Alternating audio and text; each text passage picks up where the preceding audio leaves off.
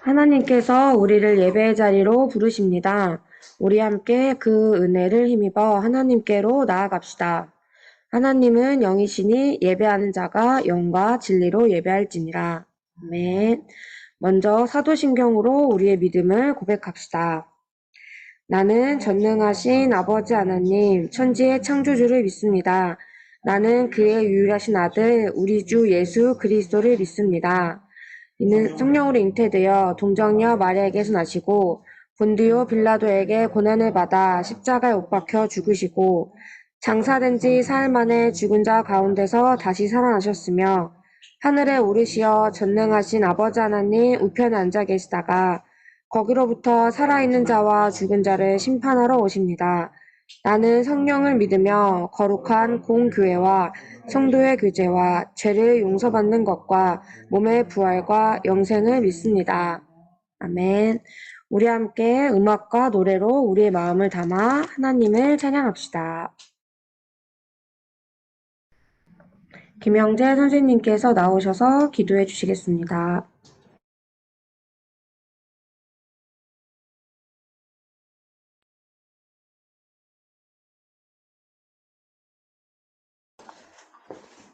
기도드리시겠습니다. 하나님, 거룩하고 복된 주일에 우리가 이곳에서 함께 예배 드릴 수 있게 하심에 감사드립니다. 하나님, 우리에게 크신 영광과 은혜 내려주시어 하나님에게 한 발자국 더 가까이 갈 수 있도록 도와주세요. 또한 오늘 예배를 통해 하나님과 깊게 교제할 수 있는 시간이 되길 원합니다. 말씀 전달하시는 전도사님과 배우는 우리에게 그 시간을 허락하여 주세요. 날씨가 많이 추워지고 있습니다. 우리를 아껴주셔 하루하루 변해가는 날씨 속에서 우리의 건강 지켜주세요. 이 모든 말씀 예수님 이름으로 기도드렸습니다. 아멘.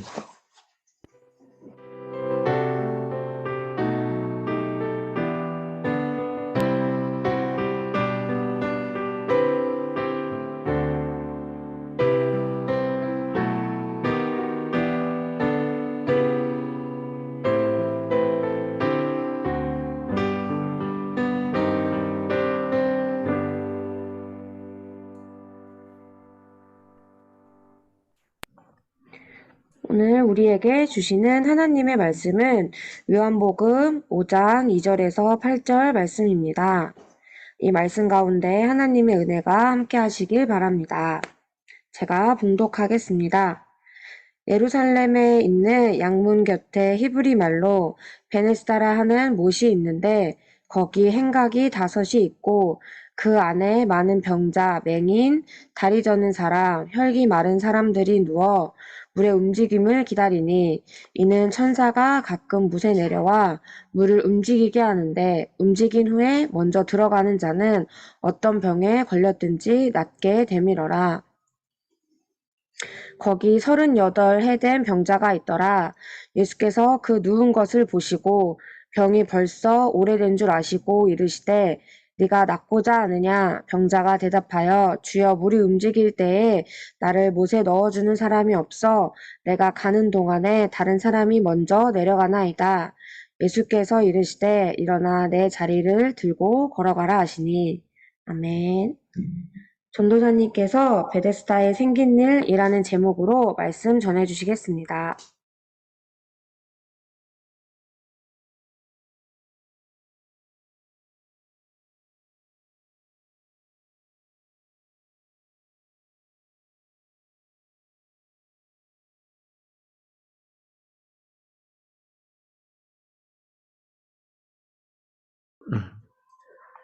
잠시만요.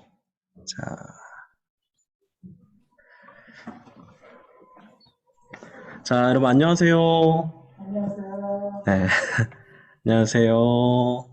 자, 우리 화면에 대고 인사 한번 해볼까요? 안녕하세요. 안녕하세요. 자, 그래요. 안녕하세요. 고맙습니다. 오늘은 베데스다에서 생긴 일이라는 제목으로 함께 말씀을 나눠보려고 합니다. 예배 시간에 사람의 말에 불과한 이 설교가 우리의 믿음과 성령님의 일하심을 통해서 하나님의 말씀이 되는 은혜를 누리시길 바랍니다. 자, 우리는 지지난주부터 지난주까지 계속해서 교회에 대해서, 우리의 교회됨에 대해서 함께 생각해 보고 있습니다. 그리고 오늘은 우리가 교회로서 이 세상 속에서 온전히 존재하기 위해 꼭 짚고 넘어가야 할 이야기를 해볼 건데요. 바로 경쟁에 관한 이야기입니다. 우리는 이 세상 속에서 살아가면서 너무도 자연스럽게 옆 사람과 서로 경쟁하면서 살아가죠. 아마 여러분은 우리나라에 살면서 짧으면 6년, 길어도 9년 후에 고등학교 졸업할 때까지 아마도 끊임없이 친구들과 경쟁하면서 지내게 될 겁니다. 고등학교를 졸업한 이후에도 여러분이 나중에 커서 어른이 돼도 여러분 앞에 놓인 경쟁의 현실은 아마 바뀌지 않을 거예요. 사실 저도 그렇거든요. 저도 지금 신학교를 다니는데 신학교에서도 경쟁을 해요. 그게 현실이죠. 이런 무한 경쟁의 세상 속에서 우리는 어떻게 교회의 모습으로 살아갈 수 있을까요?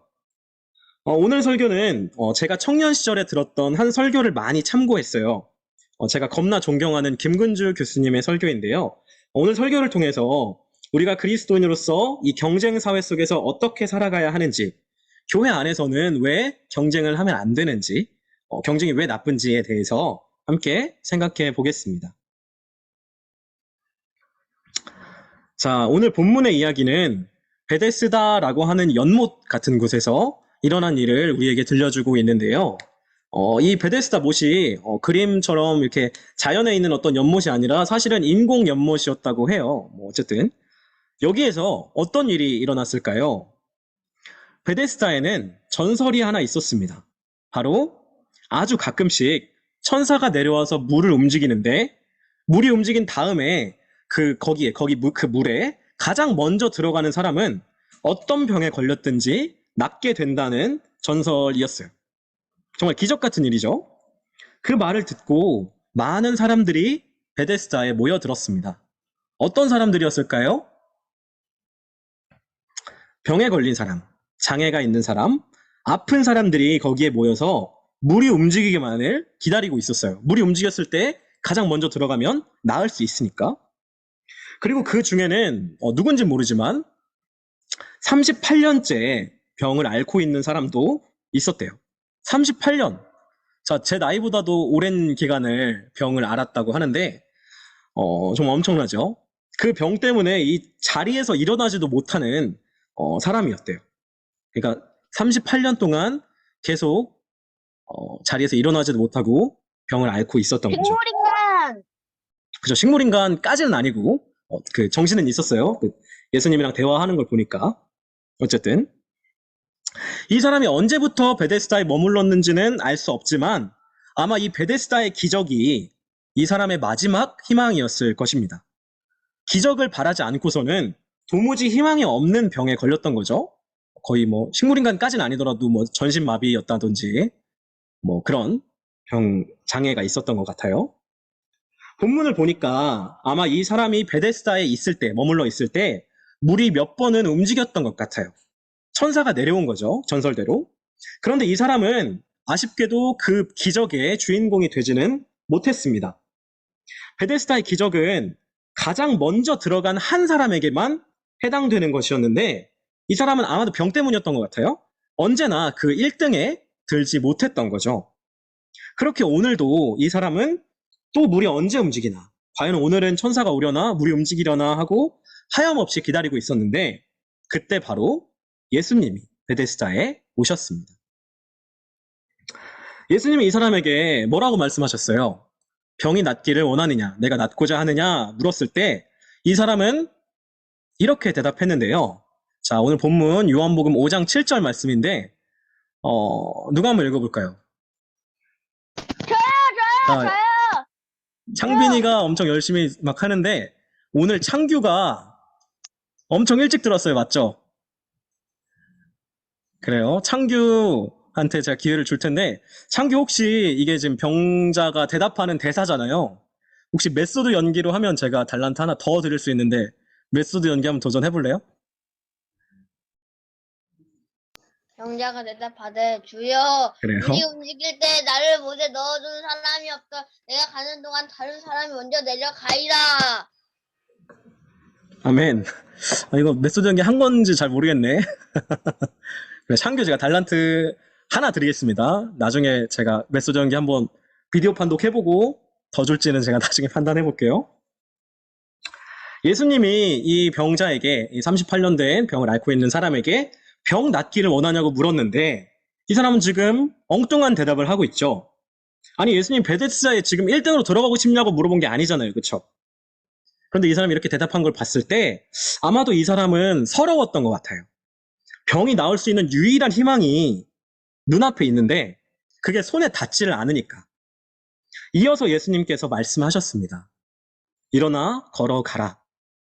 이 사람은 어떻게 됐을까요? 38년이나 되는 긴 시간 동안 이 사람을 괴롭혀왔던 그 병이 다 나아서 이제는 걸을 수 있게 되었습니다. 기적이 일어난 거죠.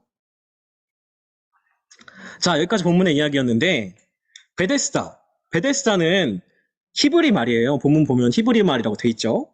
히브리 말인데 벳이라는 단어랑 헤세드라는 단어가 합쳐져서 만들어진 단어입니다. 헤세드가 베데스다가 된 거예요. 비슷하게 만들어진 말로 벳이라는 단어랑 레헴이 합쳐진 베들레헴도 있어요. 벳레헴 합쳐져서. 자, 여기서 오늘의 퀴즈 나갑니다. 자, 베들레헴은 집이라는 뜻을 가진 벳이랑 빵이라는 뜻을 가진 레헴이 합쳐져서 베들레헴, 빵의 집이라는 뜻을 가진 단어가 됐습니다. 베들레헴은 빵의 집이라는 뜻이에요. 자, 그렇다면 베데스다는 무슨 뜻일까요? 힌트, 헤세드는 은혜라는 뜻입니다. 자, 너무 쉽죠? 자, 민준이가 제일 빨리 손 들었는데. 집의 은혜? 집의 은혜? 아닙니다. 엄청 가까웠는데. 자, 다시 친구들 손 내리고. 시윤이도 손 잠깐 내리고. 자, 다시 하나, 둘, 셋 하면 손 드는 거예요. 하나, 둘, 셋. 일단은 시윤이 한번 해봅시다. 시윤이가 빨랐던 것 같아요. 은혜의 집. 은혜의 집 정답입니다. 그래서 제가 시윤이 달란트 하나 드릴게요. 자, 베데스다는 은혜의 집 또는 자비의 집이라는 뜻이에요. 헤세드가 은혜 아니면 자비라는 뜻도 있어서 은혜의 집이라는 뜻인데, 근데 여러분 한번 생각해 보세요.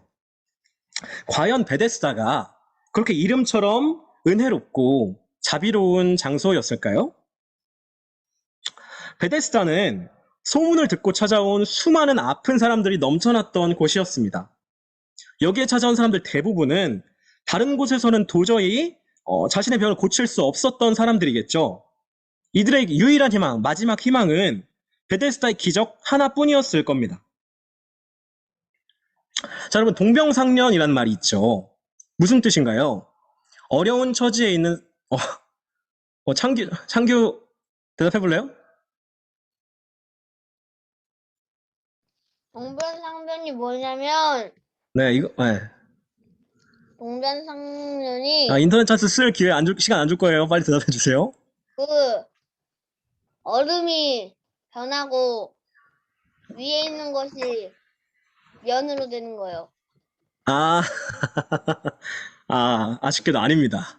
자, 다음 기회를 한번 노려보시고, 동병상련, 어려운 처지에 있는 사람들끼리, 병에 걸린 사람들끼리는 서로가 서로의 아픔을 아니까 연민의 마음으로 서로 돕게 된다는 말이에요. 같은 병을 가진 서로는 연민하게 된다, 그런 뜻인데.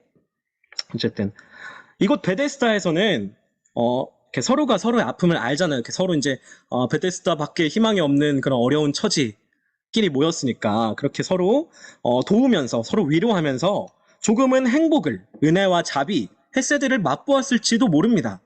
언제까지요? 천사가 내려오기 전까지는요. 물이 움직이는 것을 누군가 발견했을 때 그곳은 더 이상 서로 돕고 서로 위로하는 아름다운 장소가 아니었습니다. 그 물의 움직임은 마치 달리기 경주의 시작 신호와 같았을 거예요.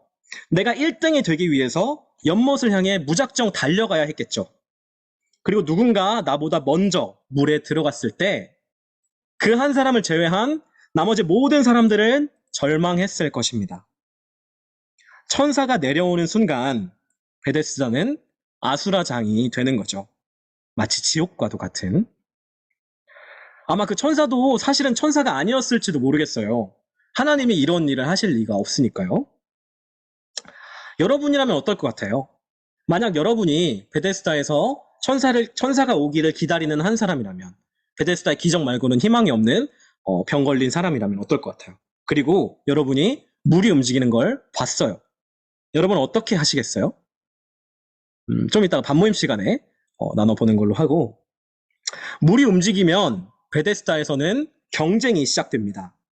1등은 치유의 은혜를 갖게 되죠. 그런데 나머지는 모두 비참한 처지에 남게 되겠죠. 베데스다에 있으면, 그 경쟁 구조 안에 있으면 여러분의 선택지는 두 가지뿐입니다. 다른 사람들을 제치고 앞서가거나 다른 사람들에게 추월당해서 뒤처지거나. 방금 전까지 아픔도 행복도 함께 나누었던 옆 사람이 한순간에 제치지 못하면 내가 뒤처지는 경쟁의 대상이 되는 거예요. 그곳에 있으면 그렇게 인간성을 조금씩 잃어버리는 거죠. 베데스다는 그런 곳입니다.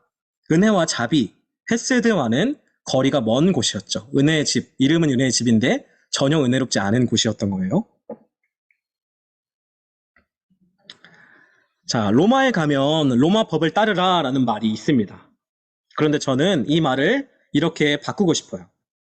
로마에 가면 로마 법을 따르게 된다. 여러분이 베데스다에 있으면 여러분은 싫어도 베데스다의 룰을 따르게 됩니다. 설령 저항하더라도 그것에 영향을 받을 수밖에 없어요. 어차피 그 룰에서 자유로울 수가 없다면 차라리 그 룰에 빨리 순복해서 어떻게 하면 내가 1등 할 수 있을지 연구하고 연습하는 쪽이 어쩌면 더 나을지도 모르겠습니다. 여러분이 계속해서 베데스다에 있을 거라면 말이죠. 38년 된 병을 가진 사람에게 예수님이 찾아오셨습니다. 누구보다 베데스다의 룰을 잘 따르고 있던 그 사람에게 찾아오신 거죠. 그래서 그 사람이 진짜 원하는 것을 예수님이 말씀하셨을 때, 네가 병을 낫기를 원하냐고 물어봤을 때 이 사람은 앵무새처럼 베데스다의 룰을 대답했던 거예요. 제가 베데스다 1등으로 들어가고 싶은데 제가 몸이 이래서 누가 들어서 넣어주는 사람도 없고, 그렇게 막 하소연을 하고 있었던 거예요. 예수님이 병 낫기 원하냐고 물어봤는데도. 그 사람이 진짜로 원하는 거죠. 예수님이 어떻게 하셨나요? 그 사람을 고치시고 베데스다에서 벗어나게 하셨습니다. 이름만 은혜이고 그 실체는 지옥과도 같은 곳에서 일어나서 떠나가게 하셨던 거예요. 우리가 살아가는 이 세상도 어쩌면 베데스다의 확장판인지도 모르겠습니다. 아까 이야기한 것처럼 우리는 끊임없이 경쟁하면서 살아가야 하고, 또 경쟁에서 이기기 위해 끊임없이 연습하면서 살아가고 있기 때문이죠. 물론 우리가 세상 속에서 친구들과 우정을 나누기도 하지만 종이 울렸을 때, 시험이 시작됐을 때 우리는 경쟁할 수밖에 없는 그런 세상 속에서 살고 있어요. 베데스다랑 마찬가지죠. 우리는 그렇게 세상의 법을 따를 수밖에 없는 걸까요? 그렇게 날마다 우리의 인간성을 조금씩 잃어가면서 옆 사람과 관계하기보다는 경쟁하면서 살아갈 수밖에 없는 운명인 걸까요? 베데스다에서 생기는 일들은 오늘날 우리에게도 일어나고 있습니다. 우리도 그 베데스다에 모인 사람들처럼 종이 울리면, 방금 얘기한 것처럼 종이 울리면 미친 듯이 경쟁하면서 1등을 위해서, 높은 점수를 받기 위해서 살아가고 있죠. 그렇다고 우리가 이 세상을 벗어날 수도 없는 노릇입니다. 이 세상 떠나서 나는 산에 들어가 살 거야, 경쟁 없이. 물론 그렇게 살 수도 있겠지만 사실 그거는 적어도 여러분한테는 선택지가 아니겠죠. 우리는 이 세상을 떠나서 살아갈 수 없습니다. 그리고 저번 주에 얘기한 것처럼 이 세상을 떠나서 살아도 안 되죠. 우리는 그리스도인 이중 국적자니까. 그렇기 때문에 우리가 이 세상 속에 있으면 이 세상 규칙을 따를 수밖에 없지만, 그렇다고 이 세상을 떠날 수도 없기 때문에 교회는 이 땅에서 참된 은혜의 집으로 존재해야 합니다. 이름은 베데스다, 껍데기는 은혜의 집인데 실상은 무한 경쟁의 온상인 그곳이 아니라, 적어도 우리 안에는, 교회로 모인, 예수님의 제자로 모인 우리 안에는 비교도 경쟁도 없는 참된 위로와 사귐이 있는 공동체가 되어야 하는 거예요. 여기서 한 가지 우리가 오해하지 말아야 할 것은, 우리가 교회에서 얻는 위로와 힘이 다시 세상 속에 나가서 이기기 위한 힘, 경쟁에서 살아남기 위한 힘이 되어서는 안 된다는 사실입니다. 우리 여기서 이제 좀 쉬었으니까 다시 세상 속에서 열심히 경쟁해 볼까? 이런 게 아니라는 얘기예요. 우리가 모인 이 자리에서 우리가 서로 간의 사귐과 서로 간의 섬김을 통해서 힘을 얻으면 그 힘은 우리가 세상을 바꿔나갈 힘, 이 세상의 구조 안에서 완전히 하루 만에 바꾸진 못할 테니까 구조 안에서 우리가 가능한 선을 행할 힘을 얻어가야 하는 거예요. 교회 안에서. 우리 마지막으로 로마서 12장 2절 말씀 누가 읽어볼까요? 이번에는 제가 또 안 시켰던 친구들 위주로 한번 시켜보겠습니다.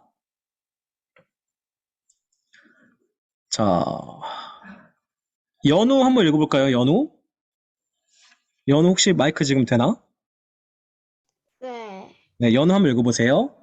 너희는 이 세대를 본받지 말고 오직 마음을 새롭게 함으로 변화를 받아 하나님의 선하시고 기뻐하시고 온전하신 뜻이 무엇인지 분별하도록 하라. 아멘. 자, 연우 달란트 하나 드리겠습니다. 이 세대를 본받지 말고 베데스다의 룰, 무한 경쟁의 구조로 돌아가는 이 세상을 우리가 본받지 않기를 바랍니다. 우리가 세상 속에서 우리의 인간성을 잃어버리지 않고 세상을 바꿔나갈 수 있기를 주님의 이름으로 축복합니다. 우리가 이 세상의 규칙을 당연한 것으로 여기지 않기를, 적어도 우리가 모인 우리의 교회는 세상의 규칙으로 돌아가지 않는 그런 우리 공동체가 될 수 있기를 주님의 이름으로 간절히 축복합니다. 기도하겠습니다. 사랑하는 하나님 감사합니다. 우리 세상 속에서 우리를 교회로 부르셔서 이 세상의 규칙과 다른 하나님 나라의 규칙 안에, 하나님 나라의 법 안에 우리가 살아갈 수 있도록, 그 은혜와 사랑 안에 살아갈 수 있도록 허락해 주시고 인도해 주셔서 감사합니다. 하나님, 우리가 이 교회에서 하나님 나라를 먼저 맛본 사람들로서 이 세상을 외면하지 아니하고 이 세상의 그 왜곡된 규칙과 그 무한 경쟁의 구도 안에서 고통받고 있는 사람들, 그 사람들 가운데 찾아가서 하나님 나라를 맛보여주고, 그렇게 그 사람들을 그 경쟁의 구조로부터 해방시킬 줄 아는 우리 해방의 소년부 다 될 수 있도록 인도하여 주시옵소서. 주님 감사합니다. 예수님의 이름으로 기도드립니다. 아멘. 우리 함께 응답의 찬송을 부르겠습니다. 하나님께 우리의 예물을 드립니다. 찬송하며 봉헌하겠습니다.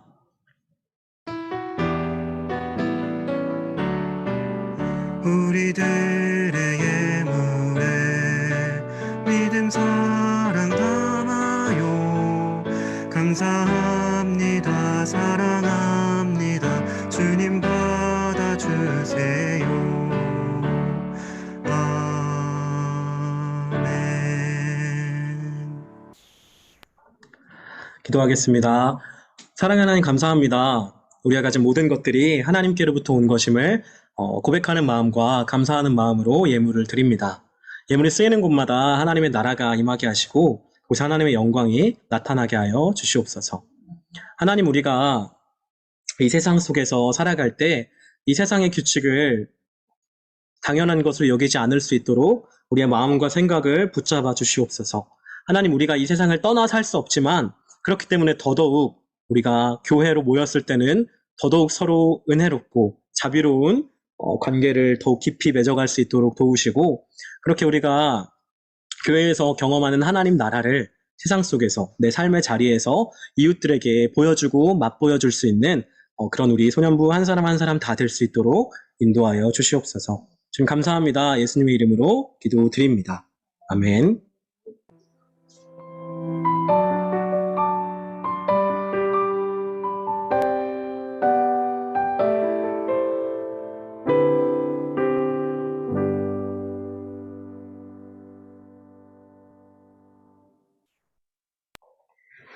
우리 함께 다짐의 찬양을 부르면서 하나님 앞에 결단합시다.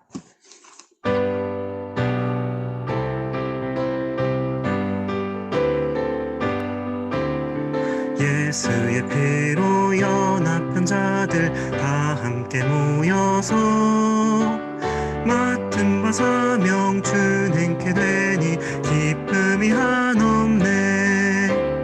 해방 만만세 만만세 해방교회 학교 만만세 만만세.